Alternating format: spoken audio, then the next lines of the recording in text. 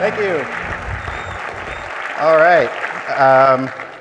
First up, I have some housekeeping things. Silence your cell phones. And don't forget your evaluations that are probably emailed to you after you got buzzed in. So yes, I am Matt Boehm, as she said. I am an animator at Blizzard Entertainment on Overwatch. So last year, Dave Gibson, who's over there, he gave it a kick-ass talk about how we find and animate the core of a character from start to finish. I don't know if that's still on. And it was awesome. It was a little fuller talk. You've probably seen it if you were here last year, or it was released onto YouTube, so I'm sure many of you have seen it. If not, I highly recommend it. Later this week on Thursday, Jesse Davis, who's also sheepishly hiding over there, is doing a talk on the pipeline of animation on Overwatch. So that'll dig in a little more to the technical process, in-engine, all sorts of great stuff.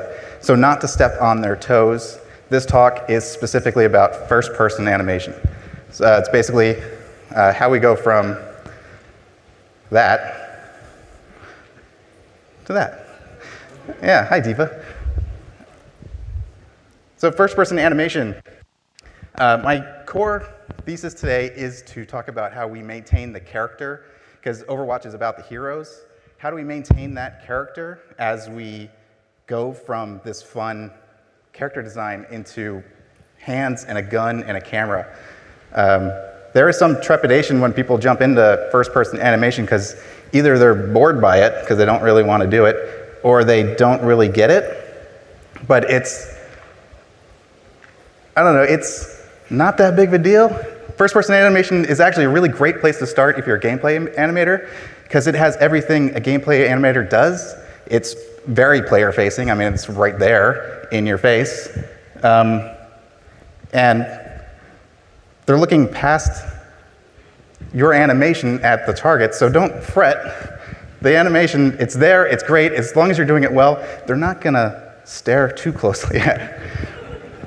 But you also have the benefit of a locked-off camera, and no other gameplay animators can really say they have the benefit of a locked-off camera. So let's get going.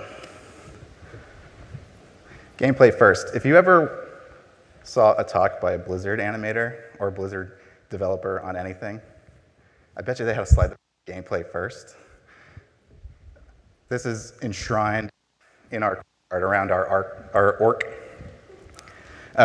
So there is a lot happening. There's a lot happening here. It's flashy and fast and hella fun. But the first-person animator does not want to add to any visual noise that out of the way of the player. So they wanted to make your animation needs to be responsive, and you don't want to take too much control away from the player, and you have to provide visceral feedback as well as gameplay feedback to ground them in the world that you've created. And that world that we've made is this big, bright, colorful world. As I said earlier, Overwatch is about the heroes. When I first started on the team in 2014 and they showed me this stuff, they didn't have this many heroes when I started. And I looked at everything. What I looked at actually was this. They showed me these that they had already, and I looked at it and I was like, that's amazing. That's an animator's dream to do all that sort of wacky stuff. And I thought, why are you making a first-person game? This could be a wonderful third-person game. But they're making a multiplayer shooter, and which is great because that's what I love to play. So I took this from Dave Gibson, who showed a very similar, he actually showed all these slides last year for a good reason. They fit perfectly into his talk. I just wanted to tell you that all of that, the overlapping action, overshoots, the squash and stretch, the snappy texture timing, all building up to appeal, all of that translates into what we do in first person. And this slide is also exactly what Dave showed last year. And because, I'm sorry, I'm moving too much for this thing. Michael Biancalana kicked ass on this animation. I mean, look at it. So it's slowed down here at the end, but it has everything there. It has the snappiness, It has some nice flow to it as well. Shoot all that secondary action of all the little fiddly bits moving, and I just love this animation so much. Which kind of bugs me because everybody says, oh, you're the guy that does first person on Overwatch. You know what my favorite first person animation is? Zenyatta. I'm like, oh, yeah, me too, actually. But that was Michael Biancalana. Let's move on into the actual tech stuff. So my talk is actually a little bit free-flowing. Once I get to a certain point, I'm just going to start showing you examples and talking about fun stuff. But first on, I just want to show you what we're working with. A lot of it's going to seem kind of redundant to people who've worked on shooters before. But I think a lot of people might still get some fun joy out of seeing it. These are the rigs that we're working with. It's a pared down version of third-person rigs. You can actually see here that we just take the third-person rig and call out everything that you're not going to see. And the reason McCree still has his hat is because he brings this hat down for his high noon ult.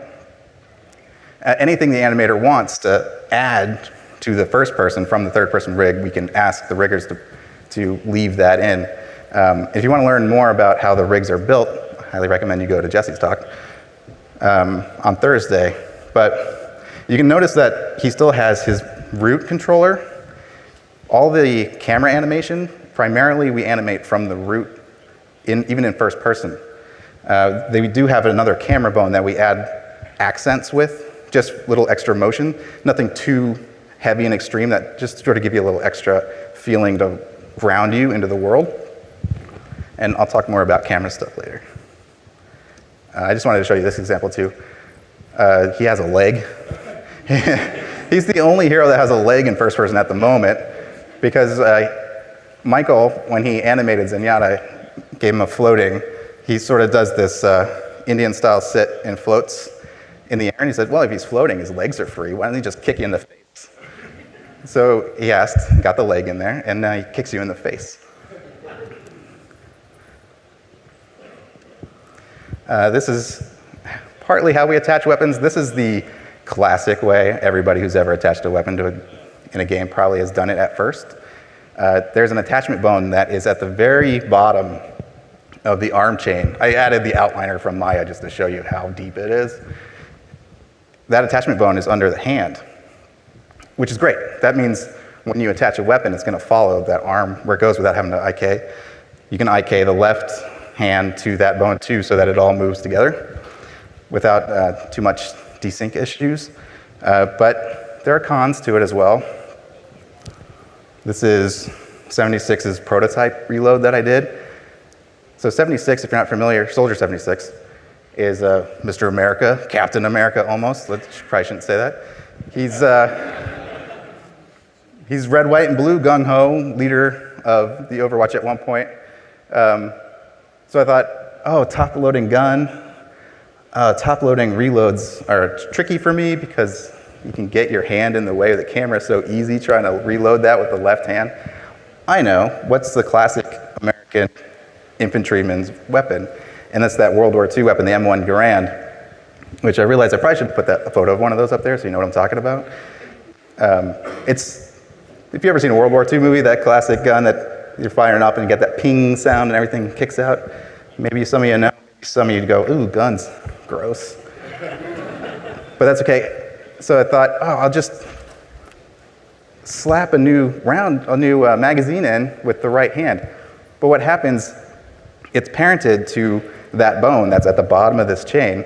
So this prototype animation in Maya looks fine. It's a little choppy because it's prototype. But when you get it into Engine, even if you animated it at 60 frames per second and exported it at 60 frames per second, in Engine, you're still going to get subframe interpolation. It's going to be variable frames per second. So what's happening is between frames, that weapon bone that you're animating away from is trying to go back to the hand that it is under in the chain. So you end up with this wacky weirdness. So one solution for that is to just do the reload with the left hand. Oh, hold on, I gotta find your mouse turned off, Tim. I got it. reload it with the left hand. So this reload is ridiculous. I actually like it though, because look at Soldier 76. He's ridiculous. But it's also straightforward and basic, but ridiculous. So I like it. He just slaps it in.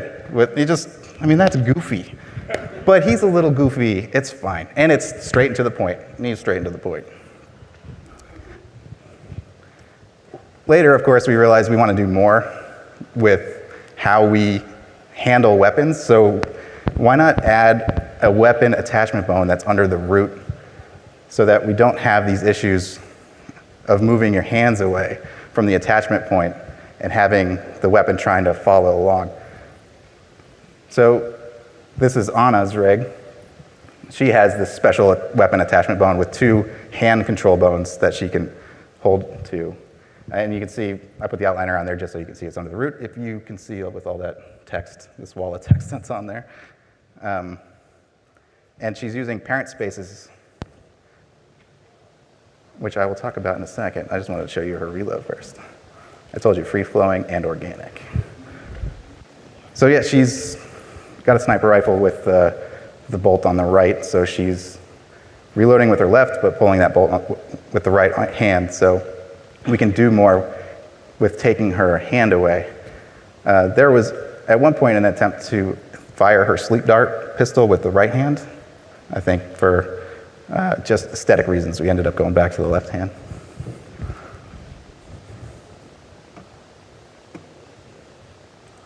So parent spaces, everybody, okay, I shouldn't say everybody, maybe not everybody. Certainly not Andrew. Many of you probably have parent spaces in your rigs now. It saves the animators a lot of time. You don't have to set up constraints that you know you're going to need every time you set up a scene with a weapon in it.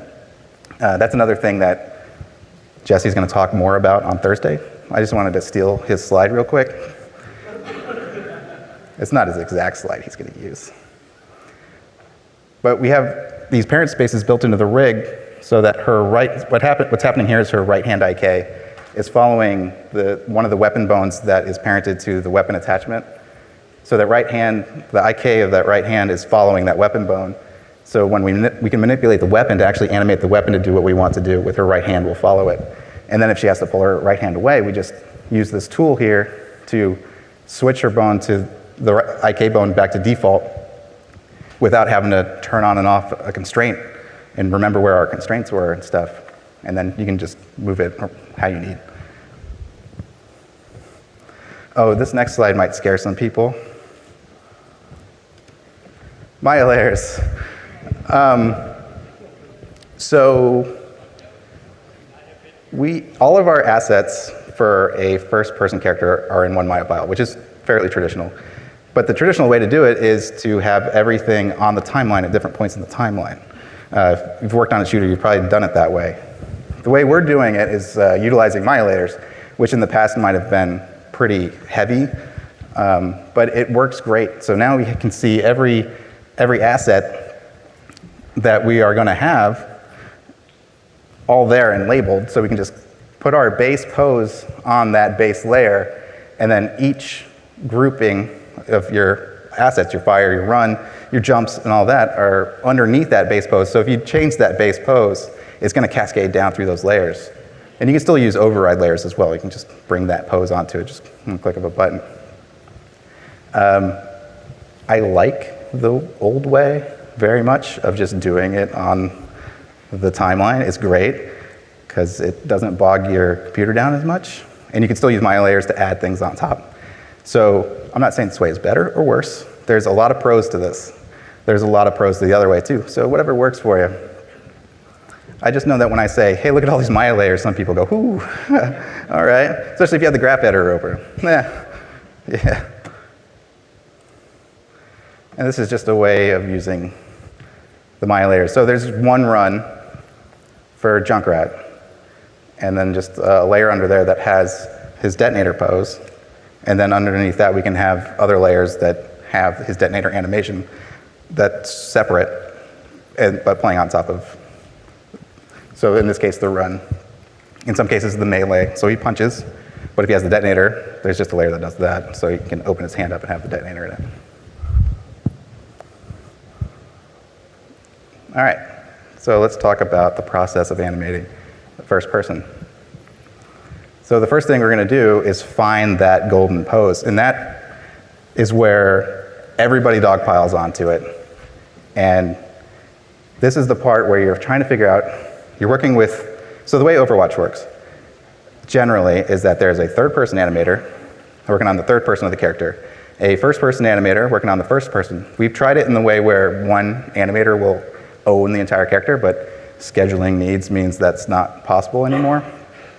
So the third person and the first person animator will communicate with each other, with the designer, with design, with the character designer, with the weapon modeler, and the character modeler, and figure out who this character is, what kind of weapon they're holding, and how it should fit on screen, with all the ideas of making a great pose, thinking about your negative space, thinking about leading your eye for the gun aim towards the center reticle,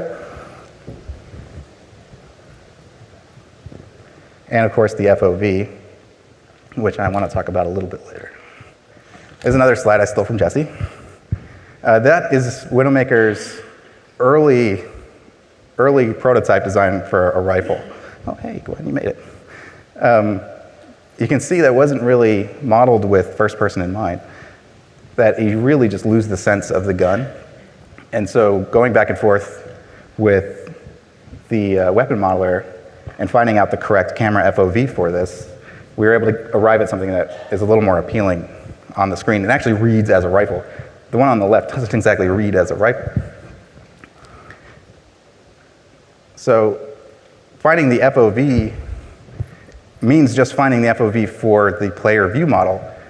Because we have the benefit in Overwatch, I know a lot of modern games do this now, but we separate our world FOV, the field of view of the world, from the player view model so that we can scale and allow a slider for players to scale the FOV without futzing with our pose, which used to drive me nuts. If you've worked on a shooter before, you know that your wonderfully crafted posing can get stretched to hell when the player goes, nah, I'm playing at 120, which is great for them, that's fine, but my animation. Seriously though. So I love this. I love that I don't have to worry about where the player's FOV needs are, because there's a lot that goes into that. Because it's a cross-platform game, they could be playing on their couch, they could be playing with their face buried in a monitor, they could get headaches at lower FOVs, they might just want a lower FOV so they can get zoomed up on an enemy, or a wider one so they have better peripheral awareness.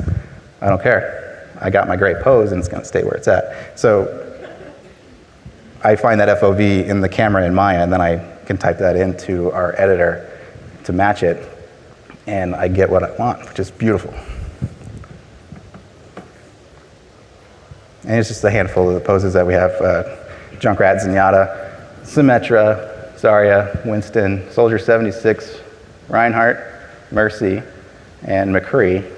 Just an example of some of their poses in game.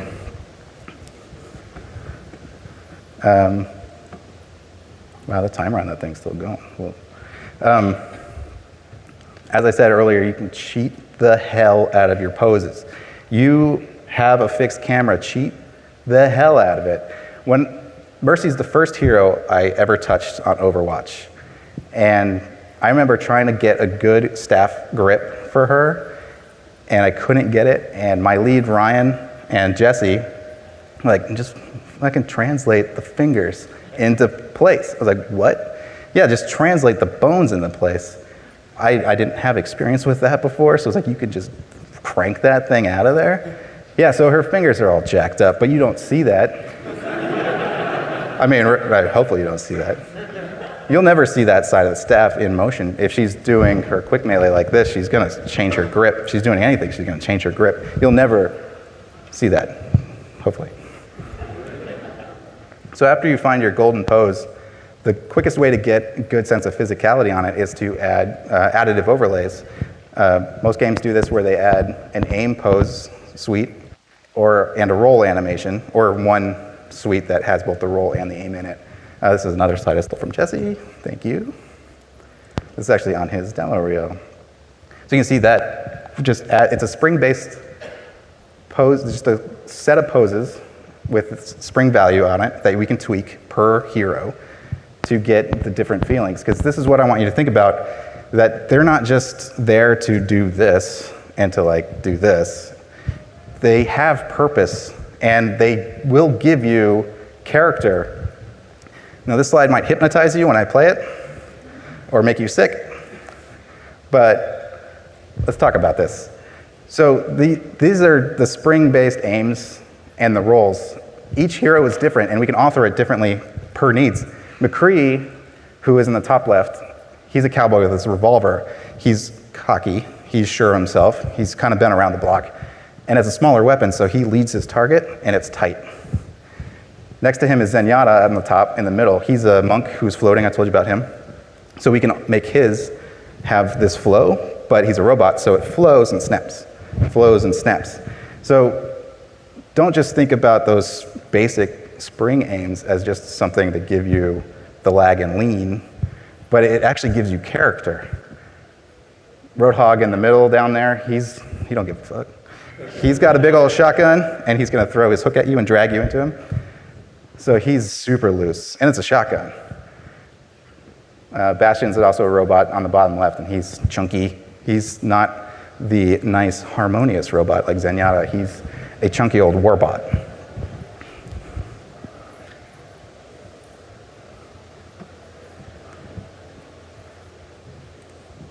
Here's another one that might make you sick.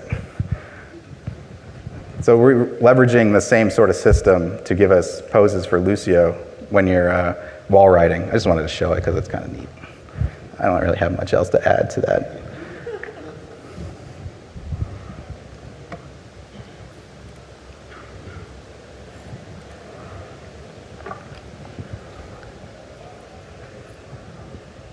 I'm just gonna let this play. So on top of the additive lag and leans that we have for aiming, we have run leans too, so we can add a little tilt to their runs when they're running side to side or forward and back. But I just wanted to show you the character that you get from it. So Winston, I used Winston as an example because Gwen brought it up in a podcast. Winston is actually three-legged in a way because he's a gorilla. He uses all three limbs to run. But in first person, we didn't have to worry about the foot contact of that arm that's coming in. That arm was a pain in the butt to get right.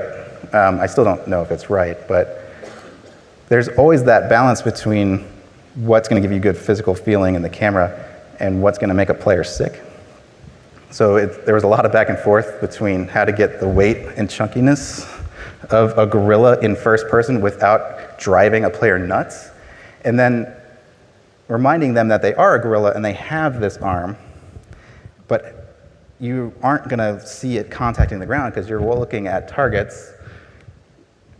So we just wanted to give the hints of it without flashing in your peripheral vision.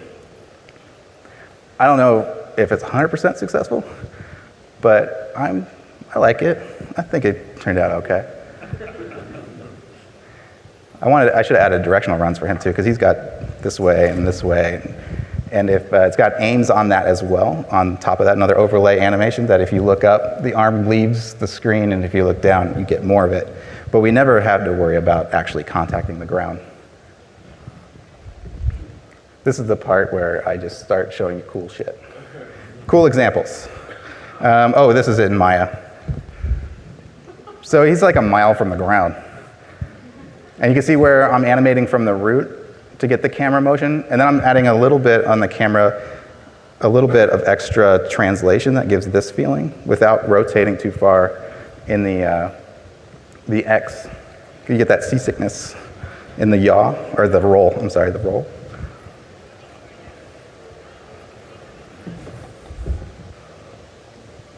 This is Bastion. Mr. Chunky Robot. Genji, the light-footed ninja guy.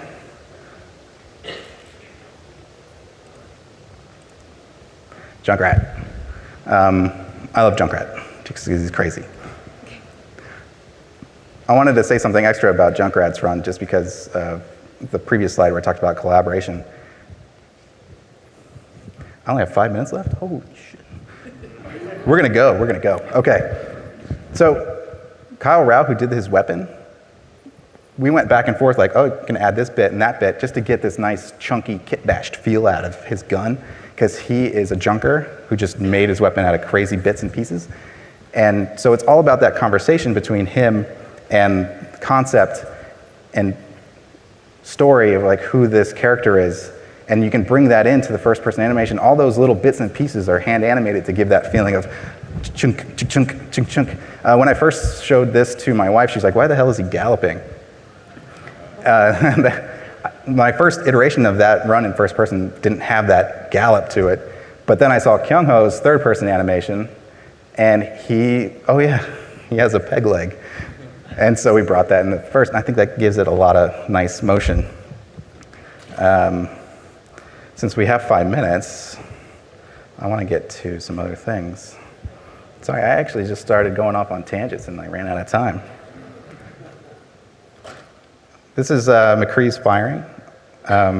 It might be dropping some frames in PowerPoint, but you can see how much we're stretching the gun. So what I'm doing is that first frame that you're showing, I usually don't export that frame, that's the idle frame.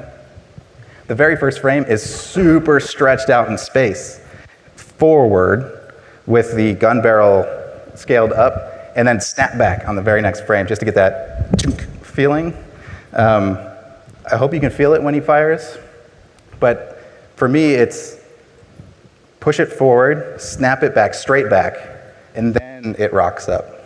So it's kind of more like this. You see a lot of, I don't want to call anything out, but you see some animation that's just bang, like this is just kind of awkward. So we're snapping it, really stretching and snapping it back just to give you that big feeling of firing. Here's Ironclads, which I wanted to show you because I just love how much it stretches and all the squishy bits. That was animated by Jesse.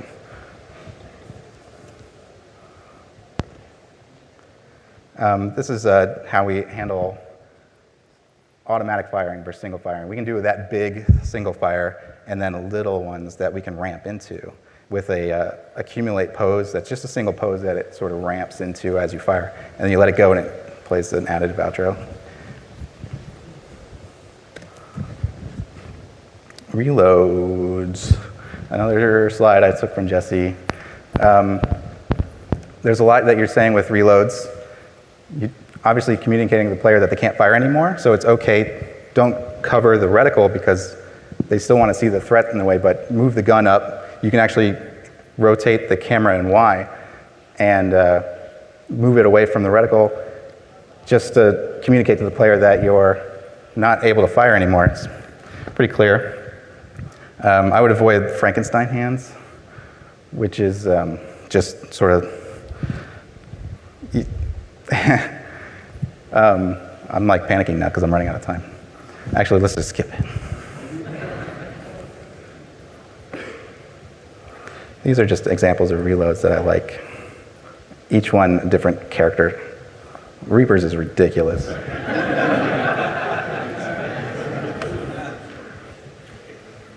Michael Biancalana did both Roadhog and Zenyatta. I love those so much. The top left one, Diva, is Adam York. She's super cocky, this like super cocky gamer girl.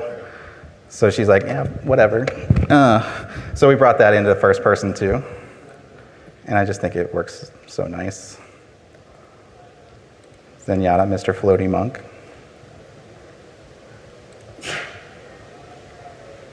I hope I'm giving you something interesting.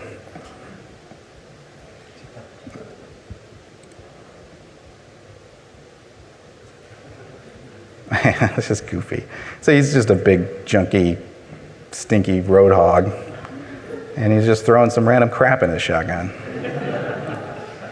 And his little buddy, his little buddy,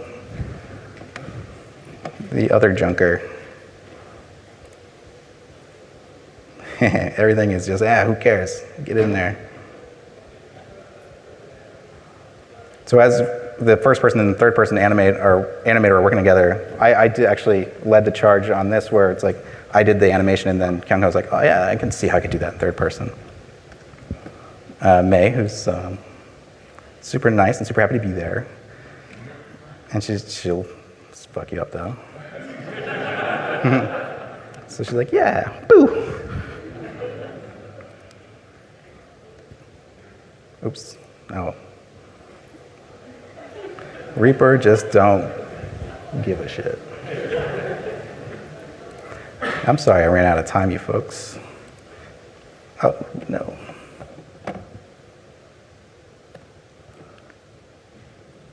Keep losing your cursor, I blame Tim. Look how much we're stretching out that arm and that leg on the contact frame. That's just insanity. It just gives you that nice snap. So everything that I showed you earlier about that showed the third person animation with all the snappiness and stuff, it's right there in the first person. It's all about giving you the feeling. The extra super stretch happens on the fourth frame. You snap we brought the weapon off screen in first frame and started bringing the hand on and then really stretch it out and snap back. It's similar to the fire. Just really stretch, snap, and then a little hold. So it's like, and hope it reads. It reads. Another camera thing you can run into is translating Z gives you great sense of impact. That's forward and backwards in Maya. It gives you a great sense of impact to have that in your quick melee. Just be aware of where your player collision is and how far out of that you can go before you're in the wall. In the first alpha, McCree was punching through walls. Not punching through them, his face was going through them. And that was because his camera was translating too far forward in Z and snapping. I'm all out of time, holy okay. Look at that, that's awesome. That was done by Jesse. Look at all the cheating that's going on. Look at that, yeah. Because you don't care what's happening off camera. You just care what's happening over on the left there. Same with Genji, which is going to play next. Yeah. Look how cool that is. Isn't that freaking rad? Look how far he's stretching that arm out. That's Jesse. Jesse kicks ass. I know, he already told me to stop, and I'm like, here, check out some cool shit. Okay, that one's not going to play. Oh, okay, PowerPoint's telling me to stop now. It just crashed. So, thank you. Hold up.